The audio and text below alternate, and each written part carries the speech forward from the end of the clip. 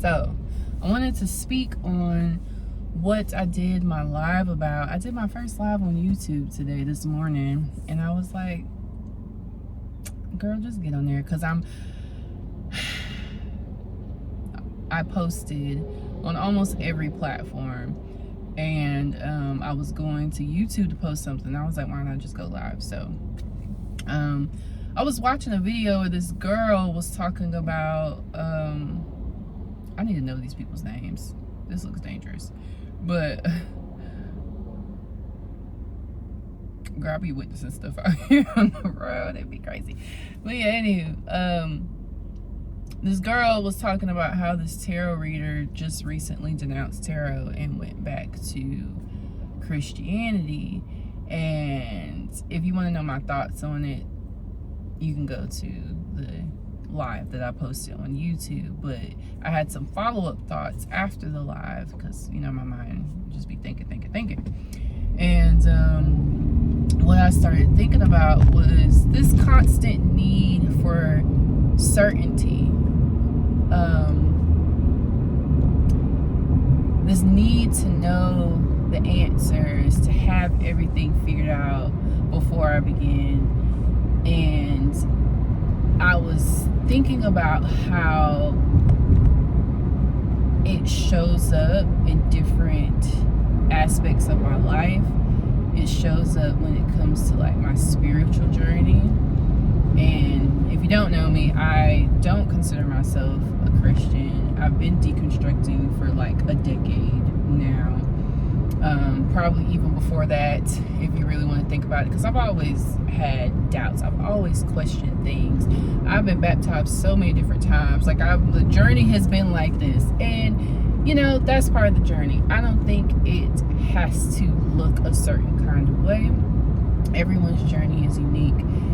But I do know that being in this journey and continuing to have doubts, no matter what, whether I was a Christian or not a Christian, there are thoughts, there are doubts, there are things that come up, there are fears. And I do know that when I look at the fears that I have, it's like existential fears, because we have been indoctrinated to fear not believing in a certain kind of thing. And if you don't do it this way, if it doesn't look like this, then you're damned, or whatever the negative belief that we've been indoctrinated to believe. If you don't do something in a certain kind of way, especially when it comes to religion, it's very deep. And even though I feel like for me, like my journey with Christianity, my mom, she took us to church, but it wasn't consistent. I can only imagine is it deprogramming that people have to do when they are deep in it. Like, I still get shooketh by certain things and certain fears when it comes to Christianity, or like people around me who have their thoughts and, you know, want to send me subliminals or whatever. Those are things that you are constantly unpacking. Or just the fact that I'm in North Carolina and it's like the Bible Belt, and everywhere you go there's crosses, and you know there's people who want to share their beliefs, and they share it from this perspective of a lens that you no longer align with.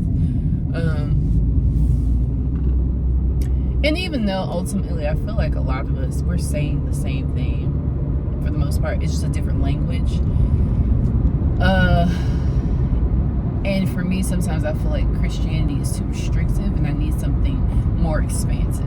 But I'm coming on here to say, I had these thoughts after the live, and I was like, oh, you know, the need for certainty that you have, it doesn't just apply within your spiritual journey, it also applies in other areas of your life, i.e.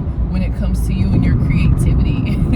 Like, you being a multi-hyphenate creative, someone who likes to write, and you like film, and you want to create film, and you want to do music, you want to do all these things, and wanting to know what the identity is before I do anything, because I'm so programmed to believe that it has to be in this box, and you follow this path and you follow the path to the end, and it's linear.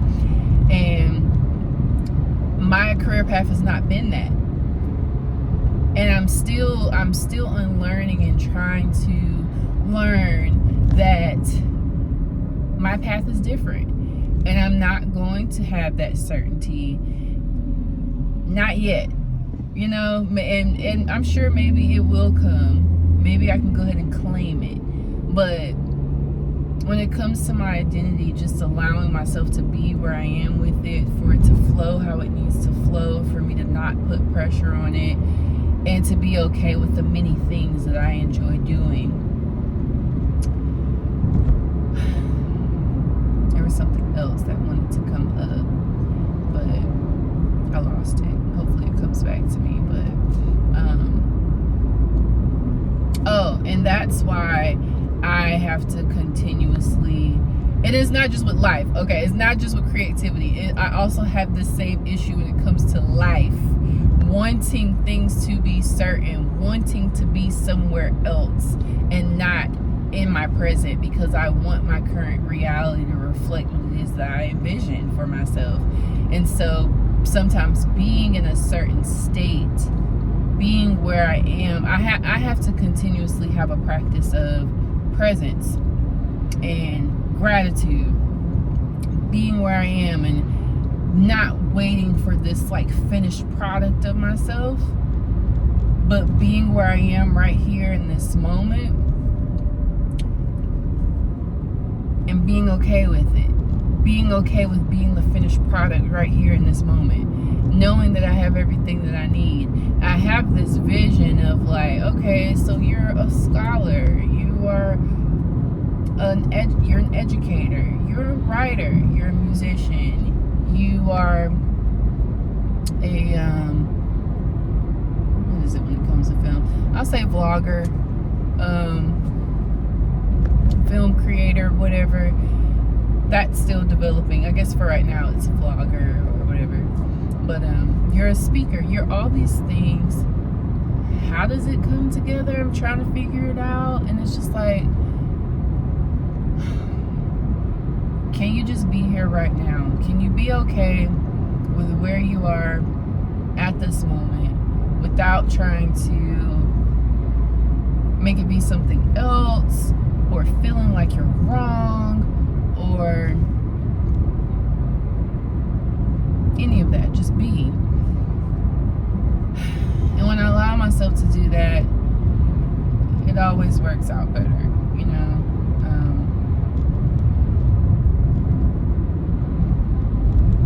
when I'm not overthinking it, when I allow myself to be vulnerable and to mess up, to not have it 100%, especially when I know that I am a person who gives 100%, who gives it all when I have it, at whatever capacity I'm at in the moment. I'm giving you what I got. And if it's 80% capacity, it's still 100% of what I got at this moment. Like, I try to give what I can and give what I can, okay? So when you are that kind of person, it's just kind of like, you got to believe that wherever you are, whatever it is that you're doing, whatever, like, it's not half-assed. This has been cultivated for some time. You're not an amateur. And even if you are, there's nothing wrong with it. No one has it all figured out. No one has it all together. And when you feel like you do, you realize you don't. So I feel like all of that is connected, and I want to give encouragement to people who do have doubts and questioning what they're doing. 'Cause I know that shit's hard. That shit is hard. That's hard when all you know is what you know. And doubts come up, and it's just like, oh, am I doing the right thing? Am I going the right way? You know how many times that has come up for me? So many times. But I trust in where I am, and where I'm being led, and the people that I end up connecting with, even if there's friction. I'm learning to just allow it and to gain whatever lesson there is from it. Now, apply this to your situation, because I don't think we should always stay in friction, in rough ass situations. Like, I don't think that. I do think I want ease, and I do think, like, you know, apply it to your situation accordingly. But because I was thinking of so many different situations, but the ones that feel right, and I try to remember that, like, to know and remember what home feels like for me, and what a safe space feels like for me. And if something is causing fear, that's something to look at. You know, why do I feel like I can't look at this? I can't research this. I can't question this. I can't express myself fully. Why is there so much immense fear there? Because that's oftentimes, like, yes, we fear things for our protection,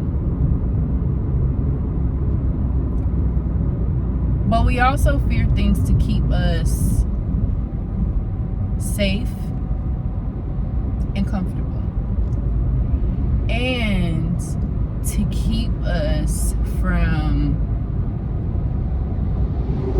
and I'm thinking of many different situations. That's why the words are changing right now, because I do also fear,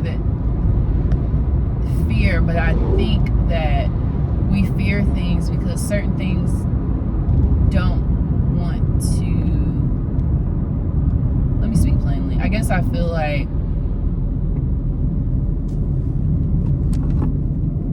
there is this conspiracy, or this things that don't want us to know ourselves.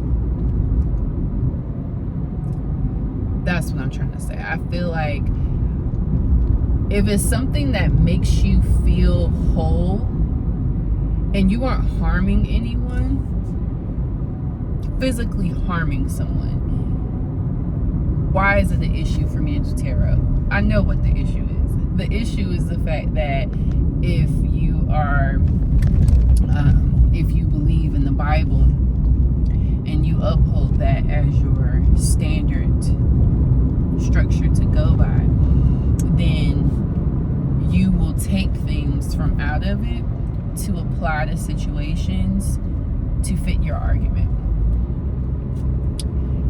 And for me, I'm not saying don't use the Bible, but for me, I just got to a point where it was like, I'm not saying this thing is not helpful, that it hasn't helped people, hasn't guided people. I'm not saying that. I just don't believe that it is the only text for me to find refuge and safety. And the biggest thing for me, and I say this often, the biggest thing for me is the fact that it's a canon of work, and there is so much. I'm not a Bible scholar, but it's too much shit that has gone into creating the Bible. Languages and translations, and this person said this and that person said that.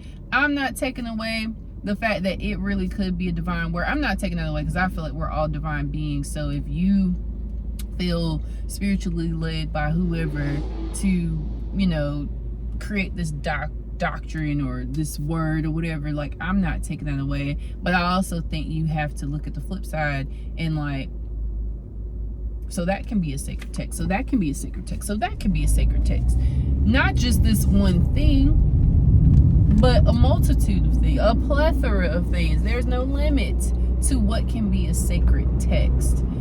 And again, when you start asking questions and just kind of like reshaping things, you aren't limited to, I don't want to say limited, because again, I want to leave this open for people who, I guess my issue is when it's seen as the only truth. Nothing else is true. We completely separate this from its historical context and how it came to be, and we're not willing to look at any of that. That's when I have a problem with it, because people take it and really cause harm with it. Psychological harm, emotional, spiritual harm for people. And but I gotta think about that too, because I remember looking at this thing where they were saying sin is the evidence of harm, and I'm thinking that means that it needs to be physical for it to be harm, but harm can also not be physical. Like, harm can be emotional, spiritual, psychological. So, and I do think that you have people that take the Bible devoid of any kind of context and really cause different kinds of harm. And so, yeah, I don't know where I was going with that, but just to follow up, I think I'm giving more explanation for people who want to oh baby, don't go, I cut my thing on too soon. Want to challenge me, but honestly I'm not. Like, I am also not a person that's going to go back and forth with people who see Christianity in a fundamentalist kind of way. And I'm explaining my viewpoint so that people have a more understanding of how I've gotten here and why I believe what I believe. Oh,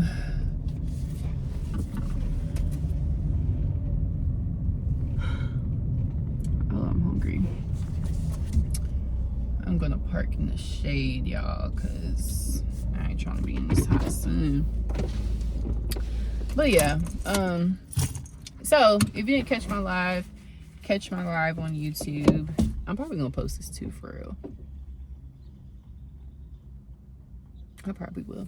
Y'all, I'm so ready for my retie. Like, I'm not that kind of girl who like has to have crisp clean lines and stuff all the time. Like, I really don't care about that. But I know it's been at least 10 weeks since I've had a retie, and I'm like, every time I get a retie, I can just tell it's grown more and more and more, and I'm just ready to see the difference, you know. And I still have a lot of those locks in here. That's why I wear my hair this way. Like, so I can't really pull all my hair up like I want, because I have a lot of short pieces in here. Hold on, let me show you. Like, little short pieces. That's like one of the longer ones though. And I did have some like thinning recently that yep, this one of the locks I had some thinning from. And that does concern me, but I'm not gonna worry about it. You win some, you lose some.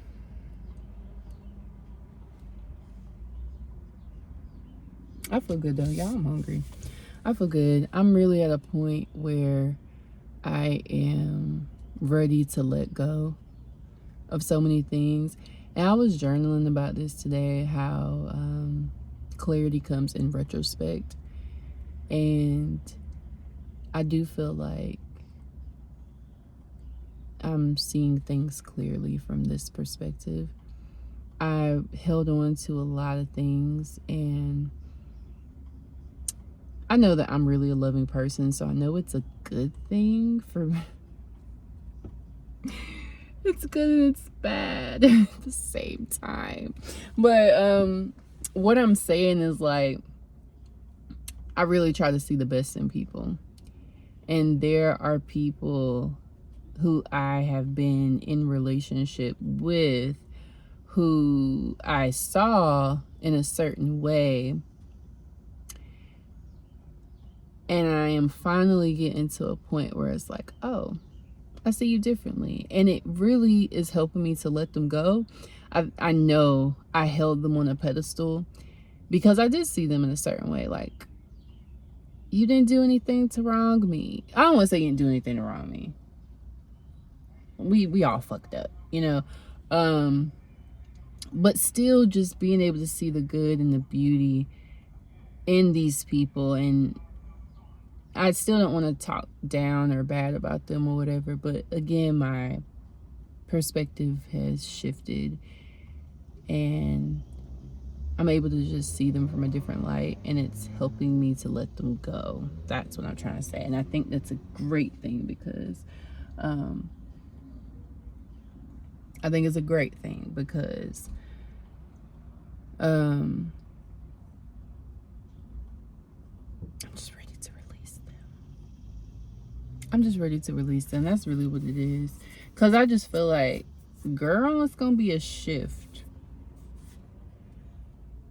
It's going to be a shift. I believe it. I know it. Like, when you truly let that go and release it, your world's going to change. I believe that. So I'm ready. And it's a good feeling too, because it's just like, dang, that's all I gotta do. I just gotta close the door, like completely close the door, and I can have everything I want.